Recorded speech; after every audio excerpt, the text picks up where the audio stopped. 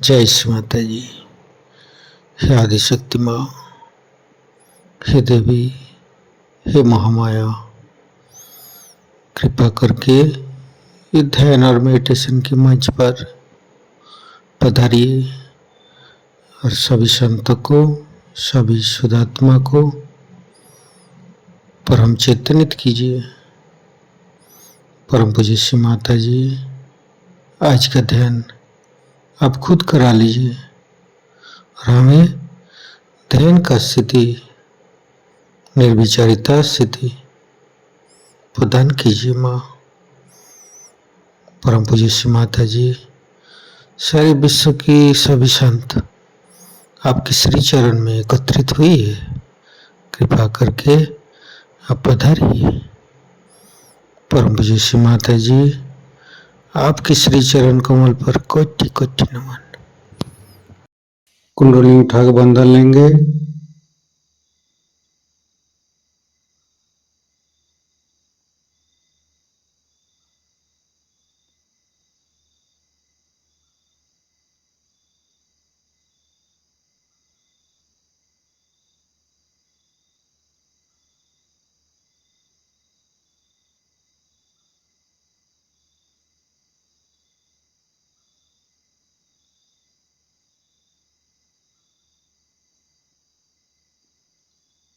तीनों महामंत्र। ओम तमेव साक्षात् श्री महालक्ष्मी महासरस्वती महाकाली त्रिगुणात्मिका कुंडली साक्षात् श्री आदिशक्ति माता जी श्री निर्मला देवी नमो नमः। ओम तमेव साक्षात् श्री कल्की साक्षात् श्री आदिशक्ति माता जी श्री निर्मला देवी नमो नमः। ओम तमेव साक्षात् श्री कल्की साक्षात् श्री सहस्रार स्वामिनी मोक्ष प्रदायिनी माता जी श्री निर्मला देवी नमो नमः। गणेश मंत्र। ओम तमेव साक्षात् श्री गणेश साक्षात् श्री आदिशक्ति माता जी श्री निर्मला देवी नमो नमः।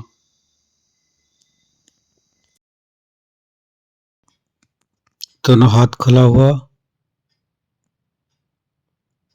परम पूज्य श्री माता जी के सामने, श्री माता जी के बिंदी को देखते हुए अपने मन के अंदर, अपने हृदय के अंदर अच्छे अच्छे चिंता लाते हुए परम पूज्य श्री माता जी कृपा करके आपके श्री चरण कमल की शीतलता हमारे हृदय पर प्रदान कीजिए। परम पूज्य श्री माता जी, हम अज्ञानी हैं, हमारी अज्ञानता के बस में यदि आपके शान के खिलाफ कोई गलती हुआ हो, कृपा करके आप मुझे क्षमा कर दीजिए माँ। अपना हृदय में परम पूज्य श्री माता जी की श्री चरण की शीतलता महसूस करते हुए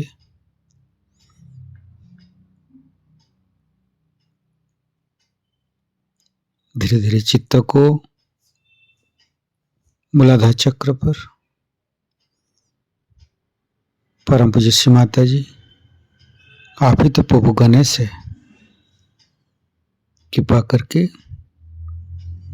हमारे शरीर के अंदर तीनों नाड़ी सातों चक्र में समस्त दोषों को, समस्त रोगों को दूर कीजिए। हे प्रभु गणेश, कृपा करके आप हमारे अंदर आइए।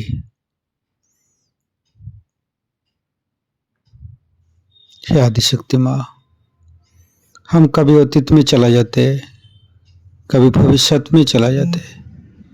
कृपा करके अतीत और भविष्य को छोड़ के हमें वर्तमान में स्थापित कीजिए।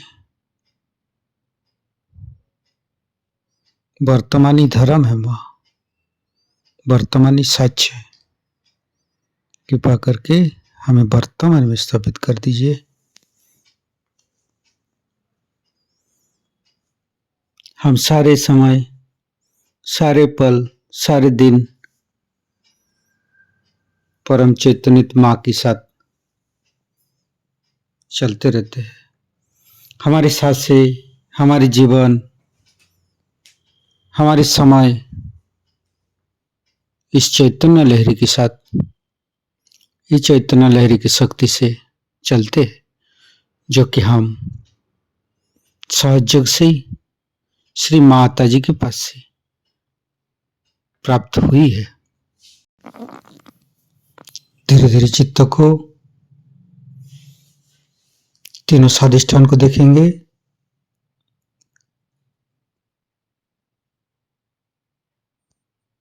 तीनों नाभि, लेफ्ट नाभि, परम पूज्य श्री माता जी, कृपा करके आप गृहलक्ष्मी जी के रूप में हमारे लेफ्ट नाभि पर आइए और समस्त दोषों को, समस्त रोगों को दूर कीजिए। लेफ्ट नाभि को सहस्त्रार के साथ जोड़ेंगे।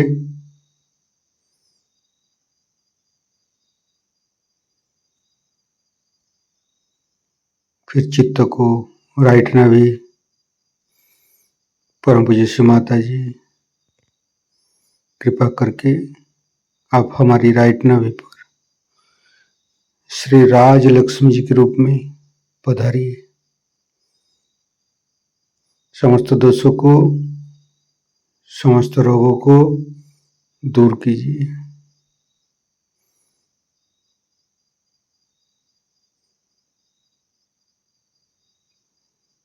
फिर धीरे धीरे चित्त को मध्य नाभि, परम पूज्य श्री माता जी, आप ही ने तो हमें संतोष प्रदान की है, आप ही ने तो हमें उदार बनाया है। कृपा करके लक्ष्मी नारायण जी के रूप में हमारे मध्य नाभि पर आइए और चैतन्यित कीजिए। फिर धीरे धीरे चित्त को सहस्त्रार के साथ जुड़ेंगे।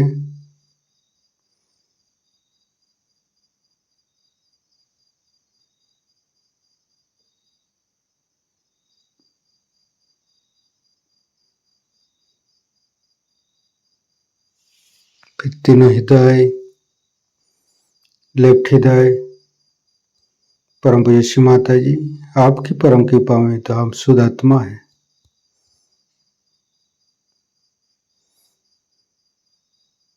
फिर राइट हृदय, फिर मध्य हृदय,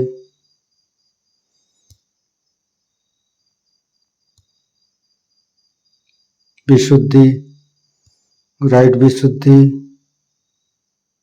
लेफ्ट विशुद्धि, परम पूज्य श्री माता जी, आपकी परम कृपा में हम संपूर्ण निर्दोष है माँ। मध्य विशुद्धि, फ्रंट आज्ञा, बैक आज्ञा, सहस्त्रार। परम पूज्य श्री माता जी, हमारे अंदर अहंकार, पति अहंकार को दूर करके हमारे सहस्त्रार पर आइए, समस्त ब्रह्मरंध को खोल दीजिए।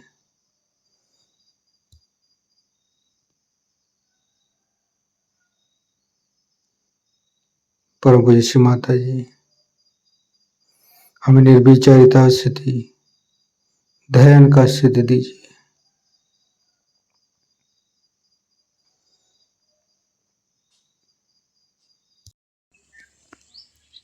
सहस्त्रार के साथ एक एक चक्र को जोड़ेंगे।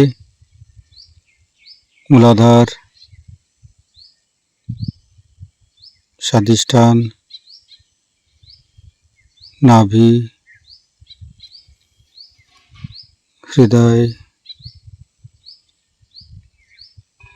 विशुद्धि, आज्ञा, संपूर्ण चित्त सहस्त्रार पर रखेंगे।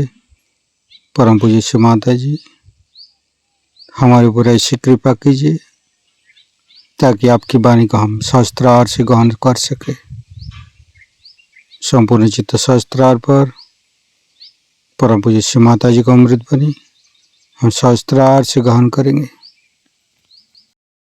आप जान सकते हैं कि हम लोग इन गड़बड़ करने वालों से, आतताई लोगों से, जो धर्म के नाम पर धर्मांधता कर रहे हैं, जो परमात्मा के नाम पर पैसा लूट रहे हैं, जो हर तरह का गलत काम अच्छाई का नाम लेकर कर रहे हैं, उनसे बहुत अलग है। एक बहुत बड़ी क्रांति हमारे अंदर हो गई और पता नहीं हम लोगों ने समझा कि नहीं कि कितनी बड़ी क्रांति हमारे अंदर हो गई और हमने क्या क्या पा लिया। एकदम से ही हमारे अंदर इतनी शांति आ गई, इतना आनंद आ गया। और इसके अलावा हमारे अंदर एक अद्भुत शक्ति जागृत हो गई, इसके कारण हम भी दूसरों का भला कर सकते हैं और हम भी सहयोग को जान सकते हैं। ये सब कार्य अति सूक्ष्म है, सारा ज्ञान अति सूक्ष्म है, पर उसको भी आप लोगों ने बहुत सहजता से ग्रहण कर लिया, उसको पा लिया, उसको जान लिया। आपस में आपका प्रेम है, बढ़ते जा रहा है, घटता नहीं। धीरे धीरे आपसी मैत्री बढ़ती जा रही है और एक तरह की बड़ी नितांत श्रद्धा और आनंद एक दूसरे के सहवास में और प्रेम में आ रहा है। ये तो है कि कुछ लोग बहुत आगे चले जाते हैं, कुछ लोग पीछे चले जाते हैं, पर हम लोग सब साथ हैं। सो कुछ आगे जाने से भी बाकी के सब घर खिंच जाते हैं, अगर उनकी पीठ उसोर ना हो। इस प्रकार की आपसी सद्भावनाएं हमारे अंदर अकस्मात ही प्रस्फुटित हुई है। अकस्मात, उसके लिए हमने कुछ किया नहीं, उसके लिए हमने कोई मेहनत नहीं की, अपने आप हमने जान लिया कि सद्भावना रखने में कितना आनंद है, प्रेम है, कितना मजा आ रहा है जिंदगी का। हमारे अंदर अनेक तरह की ऐसी प्रकृति थी, इसको हम कह सकते कि बिल्कुल विकारमय, इसमें बहुत विकार थे। उसके अनेक कारण, क्योंकि हम लोगों ने जब इस भारतवर्ष में जन्म लिया तो इसकी जो त्रुटियां हैं उन्होंने भी हमारे साथ बचपन से ही प्रेम कर लिया और हमने उनसे प्रेम कर लिया। सबसे तो पहले ये कि हमारे माँ बाप, उनके साथ हम जुट गए। ये हमारे माँ बाप हैं। फिर माँ बाप भी सिखाते हैं बच्चों को अधिकतर कि देखो दूसरों से तुम प्रेम करो, उनको तुम सद्भावना रखो। लेकिन आप देखते हैं कि यह सद्भावना कितनी सीमित है। यहां तक कि माँ बाप में ही सद्भावना नहीं रहती और फिर भाई बहनों में नहीं रहती। तो जो घर का वातावरण है, जिसमें कि हम एक साथ रहे, एक साथ खाना खाया, एक साथ तकलीफें उठाएं, एक साथ चलते रहे, उसमें भी अलग अलग लोग निकल आते। इसको भेद अभेद कहते हैं। मैंने हर चीज का भेद करते जाना कि तुम अलग हो, हम अलग हैं, और करते करते ये भेद इतना बढ़ जाता है कि उसकी एक पकड़ हमारे अंदर, जैसे कोई पत्थर के किले में हम बंद हो गए हों, और उस पत्थर के किले में और भी इसी तरह के लोग जुटने लग जाते हैं। फिर उसका विशाल रूप बनते जाता है, जैसे कि किसी भी चीज को लेकर के लोग आपस में जमघट बना लेते, ग्रुपिंग। ये भी हमारा बड़ा पुराना जानवरों से लिया हुआ आनुवंशिक हमारा गुण है कि फौरन हम अपना ग्रुप बना लेंगे। अब जैसे कि दिल्ली के लोग हैं तो नोएडा का एक ग्रुप हो गया, तो फिर यहाँ दिल्ली का इधर के लोगों का एक हो गया, नॉर्थ का हो गया, ईस्ट का हो गया, वेस्ट का हो गया, उसका फिर उसमें भी उस गली के हो गए। इस प्रकार हम लोग अपने ग्रुप बनाते जाते हैं। इससे तो भेद आ गया। अब जब इस क्रांति का सत्य स्वरूप यह है कि इसमें सारा संसार एकाकारिता को प्राप्त करे, तो हमारे अंदर की जो ये भेद भावनाएं हैं, इसकी और हमें नजर करना चाहिए और सोचना चाहिए कि ये हमारे अंदर भेद भावनाएं क्यों आई। अपने तरफ नजर करने से आप देख सकते हैं। हो सकता है किसी के माँ बाप ने भी सिखाया हो। बहुत लोग होते हैं वो कहते हैं कि अच्छा तुम हिंदू हो, मुसलमानों को मार डाला जी, तो बचपन से वो आ गया। मुसलमान के बच्चों को सिखाया जाए तुम हिंदुओं को मार डालो। ईसाइयों को सिखाया जाता है कि दुनिया के सब लोग बेकार है, हम ही खास परमात्मा के चुने हुए लोग हैं। पता नहीं कैसे ये लोग ऐसा सोच भी लेते, अपना ही सर्टिफिकेट लगा लेते। जैन धर्म वाले सोचते हैं कि हमसे बढ़ के कोई है नहीं, और अपने अपने प्रांत में भी यही झगड़ा शुरू हो जाता है। जब इसका विशाल स्वरूप शुरू हो जाता है तो लोग सोचते हैं कि हमारे गांव से दूसरे गांव के लोग अच्छे ही नहीं।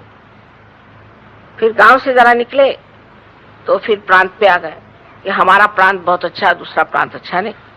फिर भाषा पर आ गए कि हमारी भाषा बहुत अच्छी, दूसरे की भाषा बिल्कुल बेकार। हर बार यही सोचा करते हैं कि हम कोई विशेष अच्छे हैं और बाकी लोग जो है बिल्कुल बेकार है, और इसलिए हमें पूर्ण अधिकार है कि हम दूसरों से लड़ें, उनसे बदतमीजी करें या उनको मारें, पीटे, जो करना है करें, उनकी हानि करें।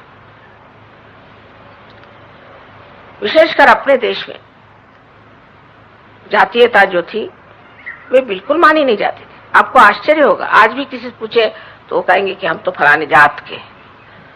अब आप जानते हैं कि या देवी सर्वभूतेषु जाति रूपेण संस्थिता। देवी अगर किसी के अंदर बसती है तो वो उसकी जाति माने उसके अंदर बसा हुआ जो एक विशेष गुण है उसको प्रस्फुटित करती है। जैसे कि समझ लीजिए कोई आदमी है, वो परमात्मा को खोज रहा है, जो ब्रह्म तत्व को खोज रहा है, तो उसे ब्राह्मण की जाति मानी जाती है। और जो शक्ति को खोज रहा है उसको क्षत्रिय कहा जाता था, और कोई धन संपत्ति को खोज रहा है तो उसे वैश्य कहा जाता था। और जो लोग अपने को दूसरों की सेवा करके और किसी तरह से उससे पैसा कमाते थे, इनको शूद्र माना जाता था। ये तो तबीयत की बात है, जिसे हम लोग तबीयत कहते हैं।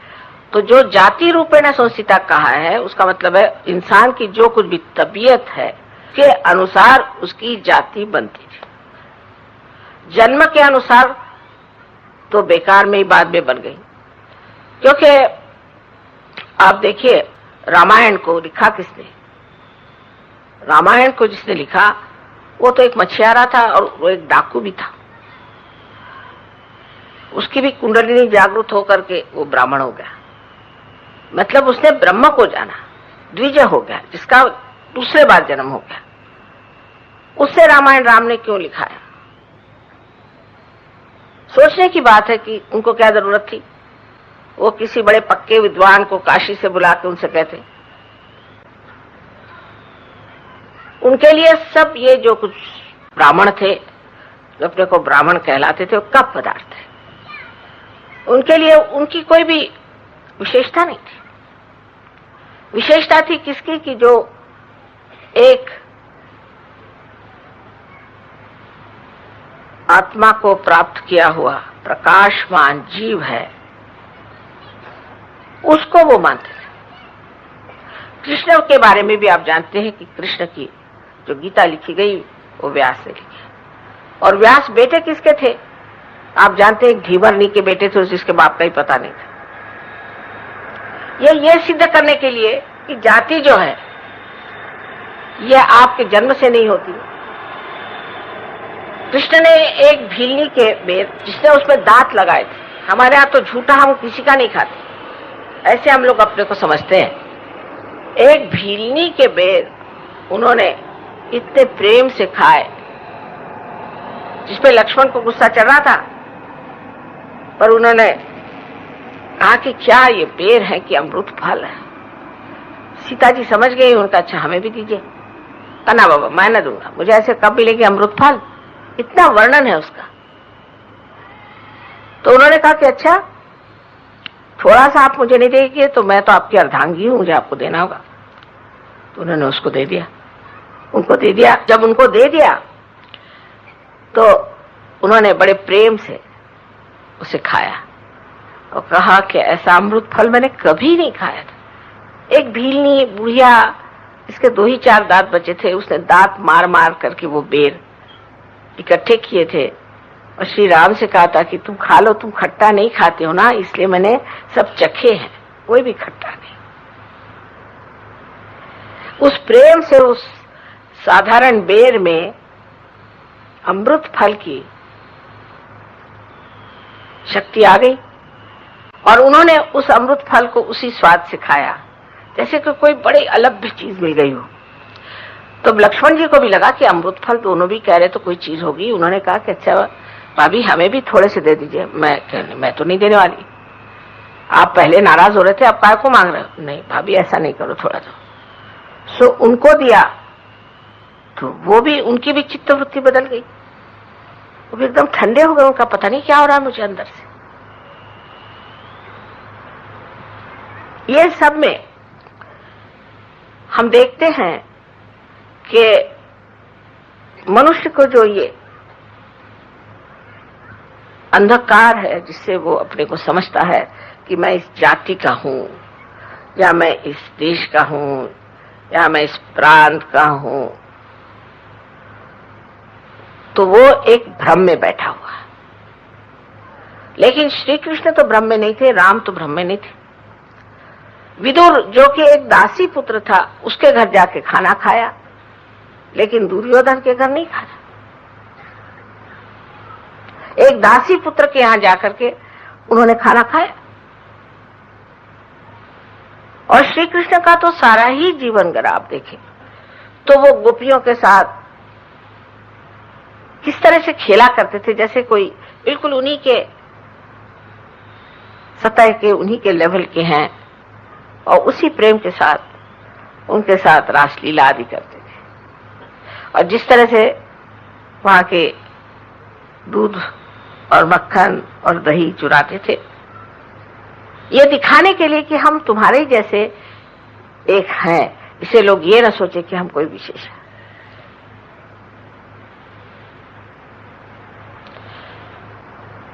सो दुर्भावना जागृत होने का मुख्य कारण यह है कि मनुष्य जब सोचता है कि मैं को विशेष हूं,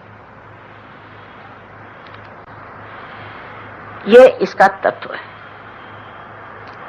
अगर आप अपने को विशेष समझते हैं या दूसरे से अच्छा समझते हैं, इसका मतलब है कि आप अच्छा बिल्कुल नहीं। क्योंकि जो अच्छा होता है वो क्यों सोचेगा कि मैं अच्छा हूं, क्योंकि वो है ही अच्छा।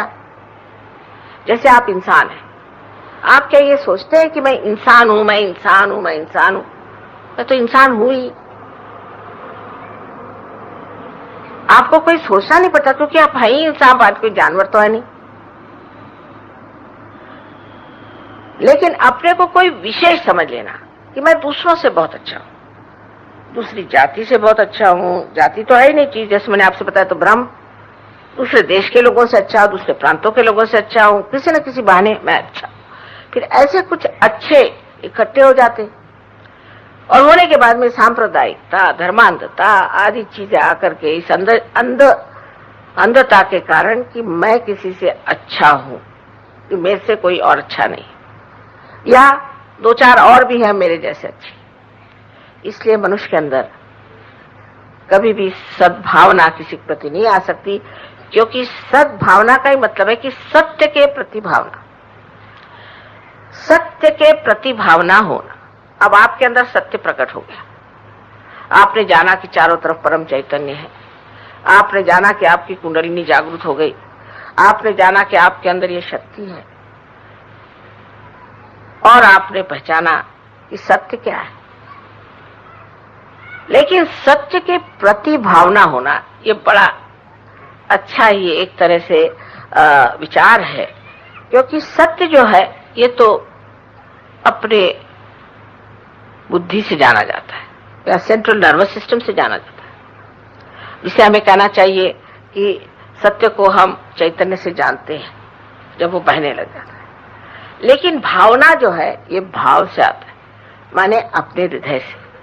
हम सत्य को तो जानते हैं, हम सत्य को जानते हैं, अब तो जान गए, उसका हमें बोध भी हो गया, लेकिन अभी तक वो हृदय से भावना आई नहीं।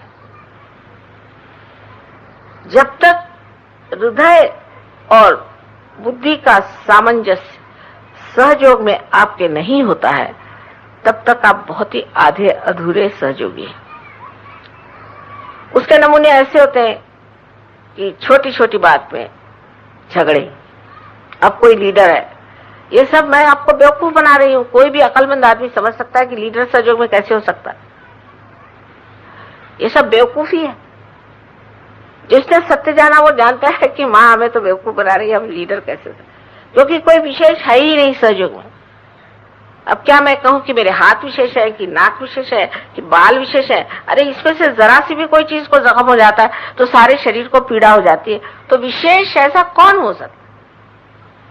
सामूहिक चेतना में आप तो जानते हैं कि किसी सहयोगी को भी पीड़ा हो जाती तो उसको आप महसूस करते हैं अपने अंदर, उसको आप जानते हैं, तब फिर आप विशेष हो नहीं सकते। पर हम लीडर हो गए, और मुझे कभी कभी बड़ी हंसी आती है कि या तो लीडर साहब हो जाते, जेलर साहब जैसे होते हैं जेलर, और बाकी उनके सामने अपराधियों जैसे घुमा करते। अरे भाई आप सब एक हैं, सिर्फ ये कि मैं सबसे नहीं मिल सकती हूँ, एक के थ्रू मिलूंगी। फिर लीडरों में आपस में झगड़े, ये तो महान अंधकार की बात है। मैं आपको बेवकूफ इसलिए बनाती हूँ कि अगर बेवकूफ नहीं बनाया जाए तो मैं समझ ही नहीं सकूंगी कौन कितने गहरे पानी में। और फिर पता चलता है कि इस तरह की एक दुर्भावना सबके अंदर बह रही। फिर एक लीडर का एक ग्रुप बन गया, उस लीडर का एक ग्रुप बन गया, उसका वो ग्रुप बन गया। और खासकर दिल्ली शहर में, क्योंकि यहाँ तो धंधे ही है लोगों, खारी बावली के कुछ लोग हो गए, तो पचकुइया रोड के कुछ हो गए। मानो कि जैसे इधर उधर जाने का कोई इंतजाम ही नहीं। और इस तरह से जब हमारे अंदर ये दुर्भावनाएं आपस में आ जाती हैं, तब हम ये भूल भी जाते हैं देखना कि हम में क्या विशेषता है। अभी कोई साहब कहने लग गए कि साहब मैंने तो 5 आदमियों को जागृति दी और इस आदमी ने तो एक को भी नहीं दी।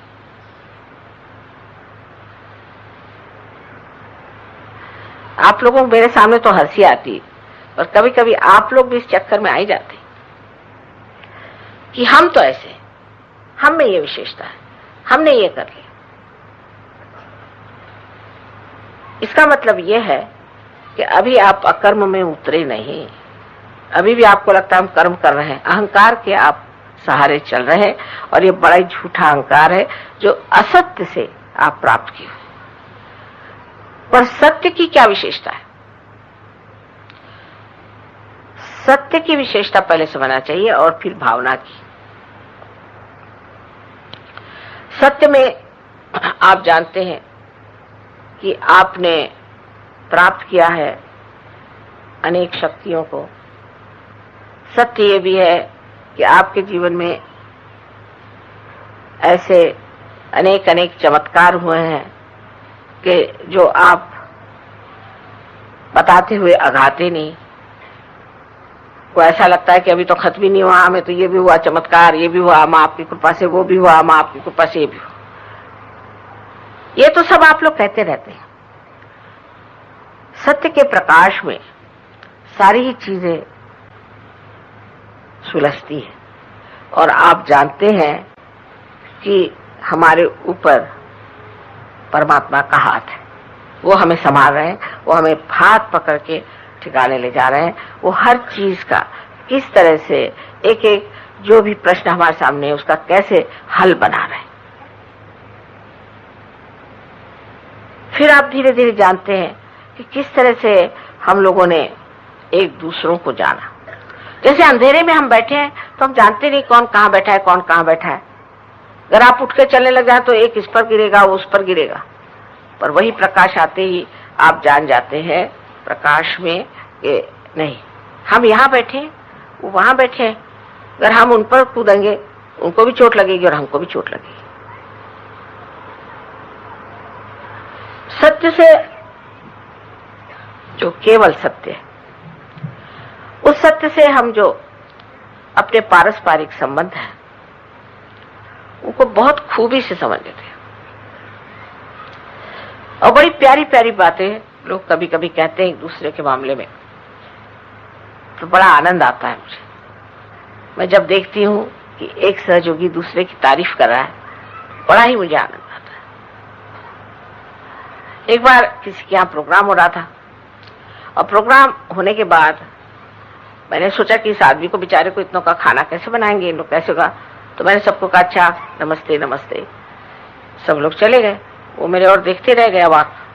मुझसे कहते हैं कि माँ आपने सबको क्यों भेज दिया। मैंने कहा क्यों भाई, तुम इतनों को खाना कैसे देते हो। तो मैंने सोचा इन सबकी छुट्टी करें। कहा मैंने तो सबके लिए खाना बना के रखा था, तो क्यों भेज दिया। मैं कहा बुलाओ बुलाओ सबको बुलाओ। तो भागे उनके पीछे में, अरे भाई सबका खाना बनाया, आओ आओ। अब वो लोग बड़े अचंभे में पड़ गए। तो मुझसे कहले माँ आपने नहीं जाना कि इसने खाना बनाया था। मैंने कहा जाना तो था, पर सब नाटक होने से कितना अच्छा लगता है ना। ये प्रेम के नाटक ये तभी हो सकते हैं जब आपस में सद्भावना हो, जो चूल जिसको कहते हैं हम लोग, ये सूक्ष्मता, ये मृदुता, ये नाजुक नाजुक तरीके से आपस में प्रेम जताना, ये सब तभी हो सकता है जब आपके अंदर हृदय की भावना है। ये हृदय से कार्य हो सकता है, बुद्धि से नहीं हो सकता। बुद्धि से आप जान सकते हैं, आप समझ सकते हैं कि हाँ आपने इसे प्राप्त किया है, लेकिन इसकी क्या खूबी है, इसका क्या मजा है, इसका आनंद कैसे उठाना चाहिए, ये सिर्फ आप भावना से ही जान सकते हैं। और जब इस आनंद को आप उठाते हैं तो उस आनंद में विभोर होकर के आप में ऐसी अच्छी अच्छी भावनाएं आ जाती है कि आप समझ ही नहीं पाते ये कहां से आ गई, ये कैसे हो गया। एक सहयोगिनी थी, वो एक बार सिसिली गई तो वहां वो अकेली पड़ गई। बैठी हुई वो बेचारी एक रेस्टोरेंट में बैठी कुछ खा रही थी अकेले। जब उसे लगा कि कहीं से वाइब्रेशन आ रहे, उसने आंख उठा कर देखा तो एक दूसरे वहां बैठी हुई कुछ और खा रही थी। इन्होंने उनकी ओर देखा, उन्होंने इनकी ओर देखा, इनसे रहा नहीं गया। तो उनके पास जाके कहती है क्या आप सहयोगी हैं। कहले हाँ आप भी हैं क्या। कहले हाँ। कहले हम दोनों इतने गले मिले, और वो थी ग्रीस की और ये थी इटली की। और कहले इतना आनंद आया माँ कि उसके बाद कभी भी वो याद आती है तो ऐसा लगता है कि पता नहीं किस आनंद के सागर में हम। तो दूसरों को प्रेम करना, अपना प्रेम दूसरों को जताना और उसके तरकीबें ढूंढ के निकालना कि किस तरह से हम अपना प्रेम दूसरों को जताएं, ये हृदय का काम है, बुद्धि का नहीं। बुद्धि सिर्फ जानती है, लेकिन उसका प्रदर्शन, उसकी वाच्यता, माने उसके बारे में कहना, जताना, बताना, जिसे एक्सप्रेशन कहते हैं, वो हृदय से ही हो सकता है। आपने बहुत कुछ जान लिया और आप उसको जता नहीं सकते, तो क्या फायदा हुआ? ऐसे जानने का क्या फायदा? छोटी छोटी चीजों से आप जता सकते हैं। और सब लोग जब आपस में इस तरह से बहुत बारीक बारीक विचार करके एक बड़े सूक्ष्म धागे में बनते जाते हैं, तो बड़ा ही आनंद आता है। लेकिन उसी वक्त बैठे बैठे ये सोचना कि भाई मैं तो फलाना हूं, मैं तो ऐसा हूं, तो मतलब ये कि आप आनंद के सागर के किनारे खड़े होकर के और बेकार ही में व्यर्थ हुए जा रहे हो, सर पीट रहे हो वहां खड़े होके। कोई पूछेगा भाई सर क्यों पीट रहे? तो आनंद का सागर है वो। असल में बात है मैं कोई विशेष हूं और वो फलाना था, उसने मुझे ऐसा कह दिया, तो अब मुझे उसको सुनाना पड़ेगा। उसने मुझसे ऐसा क्यों किया? तो सत्य में जो भावना का विशेष अंग है वो ये कि भावना से हम आडोलित हो जाते। जैसे कि समुद्र में कोई लहर चली और आकर के वो किनारे में टकरा जाती है और उसके बाद लौट कर जब जाती है तो उसके जो बहुत ही सूक्ष्म इस तरह के तरंग बनते हैं, ऐसे ही आपके जीवन में विशेष एक काव्यमय सृष्टि हो जाती है। और उस काव्यमय सृष्टि में आप इतने विभोर रहते हैं क्योंकि ये नई चीज है, एक बहुत ही नाविन्यपूर्ण चीज है, जिसका अनुभव आपने मनुष्य की स्थिति में नहीं किया। क्योंकि मैंने आपसे बताया है कि मनुष्य की स्थिति में हर समय वैमनस्य, हर समय गलत बातें, फिर वो माँ बाप हो चाहे कोई हो, क्योंकि आपसी जो पारस्परिक जो संबंध है, रिलेटिवनेस जिसको कहते हैं, रिलेटिव है, केवल नहीं है। लेकिन इसमें क्या है? आप प्यार क्यों कर रहे हैं? कर रहे भाई प्यार के लिए प्यार कर रहे हैं, इसे क्या मतलब? उसका कोई सवाल है? कोई जवाब? मजा आ रहा है कर रहे, मजा आ रहा है तो कर रहे प्यार। पर यह तभी हो सकता है कि जब आपका हृदय इसका तंत्र जान जाए। अभी तक तो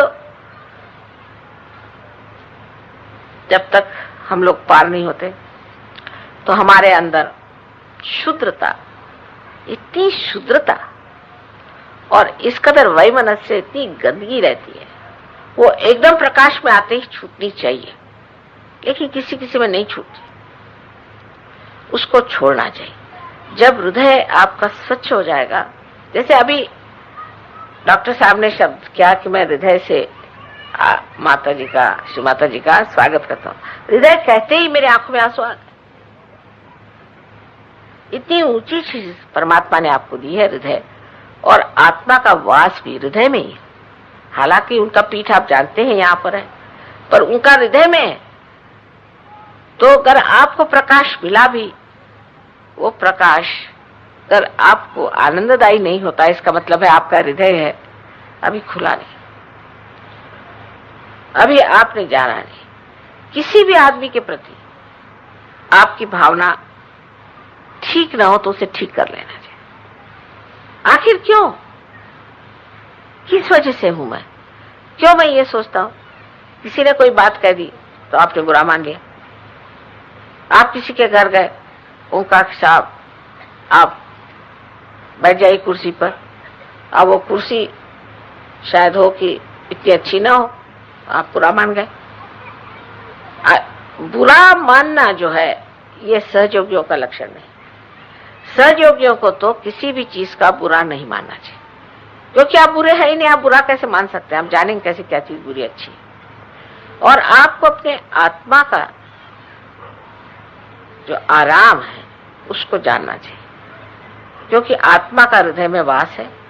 और आत्मा को किस चीज से आराम होता है? वो जान लेना चाहिए। ये बात मैं इसलिए कह रही हूँ कि अब तो बहुत दिल्ली वालों ने इतनी प्रगति कर ली है सहयोग में कि अब लोग घबराते नहीं, लेकिन पहले तो सोचते थे कि ये मोहम्मद गजनी आ रहे हैं गणपतिपुरे में, ऐसे लोग घबराते थे बहुत ज्यादा, क्योंकि आते साथ झगड़ा ये कि ये कमरा मेरा और वो कमरा तेरा।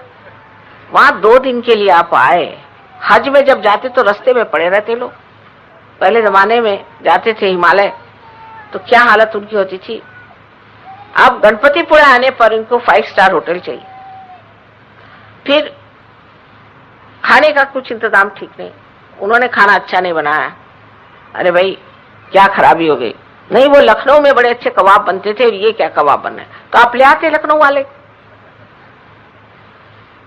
उस पर झगड़ा, जायका ठीक नहीं। ये क्या बना रखा है इन लोगों ने, किस तरह से जमा रखा है, कुछ इनको समझ में नहीं आता।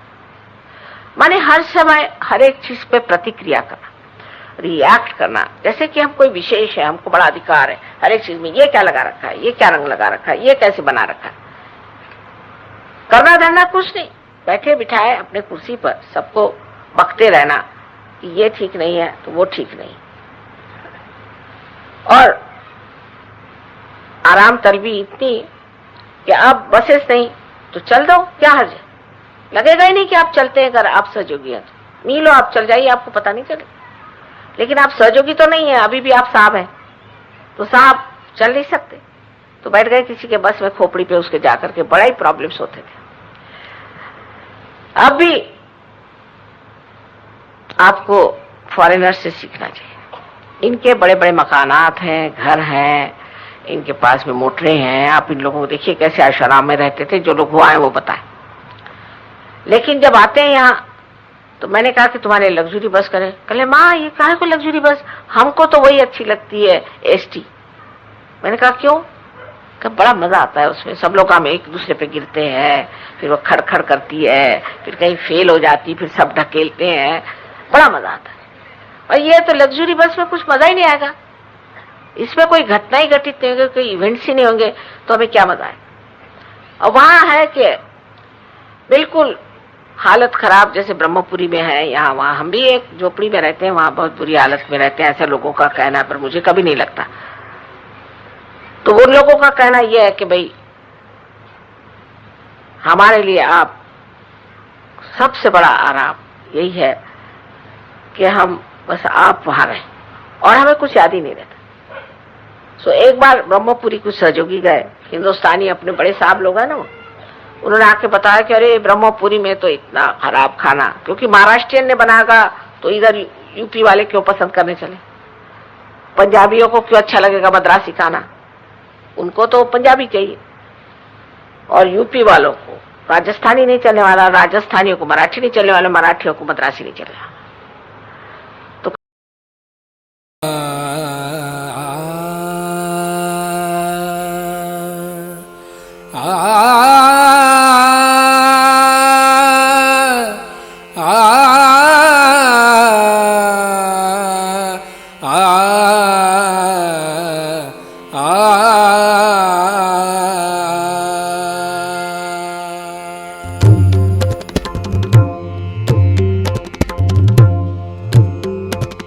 नमो नमो श्री निर्मल माता, नमो नमो श्री निर्मल माता, नमो नमो श्री निर्मल माता।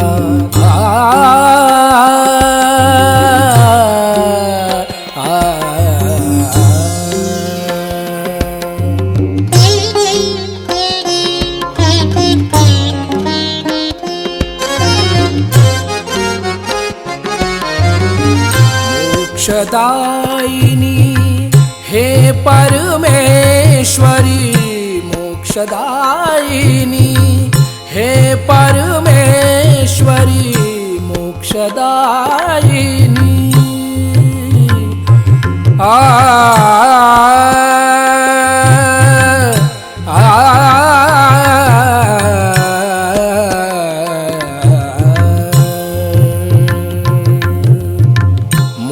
मोक्षदायिनी हे परमेश्वरी हृदय निवासिनी नमो नमः हृदय निवासिनी नमो नमः नमो नमो श्री निर्मल माता नमो नमो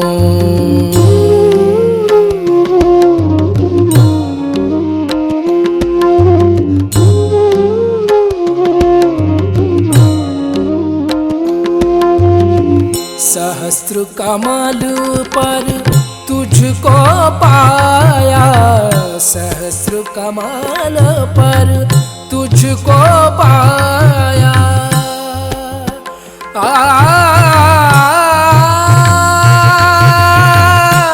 आ,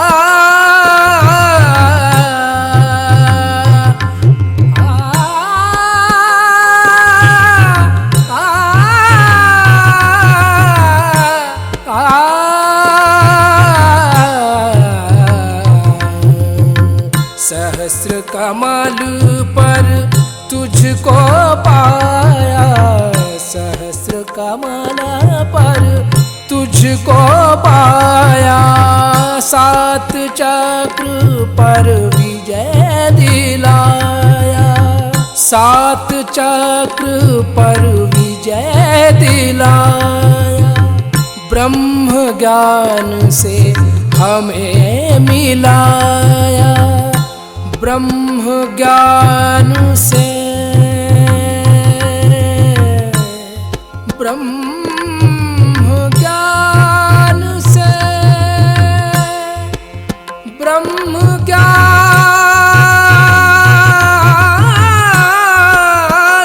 से ब्रह्म ज्ञान से ब्रह्म ज्ञान से हमें मिलाया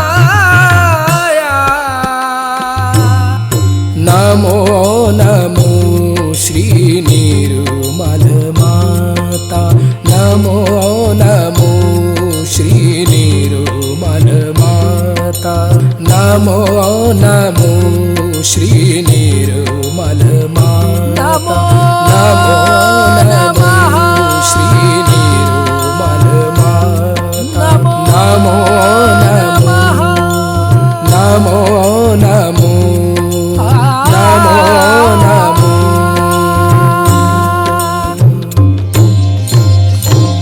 ॐ त्वमेव साक्षात् श्री सहस्रार स्वामिनी मोक्ष प्रदायिनी माताजी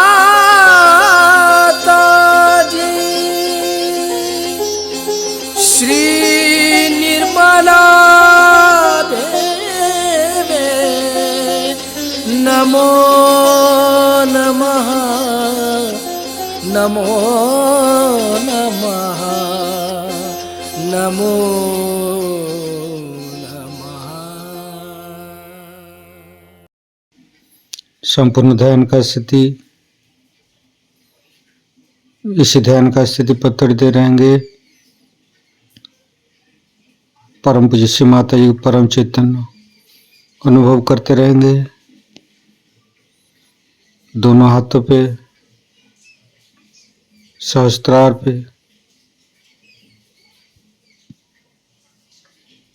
परम पूज्य श्री माता जी आज अपने ध्यान करा के जो परम चैतन्य अनुभव कराया इसके लिए मैं आपको कोटि कोटि नमन। कुंडली उठा के बंधन लेंगे।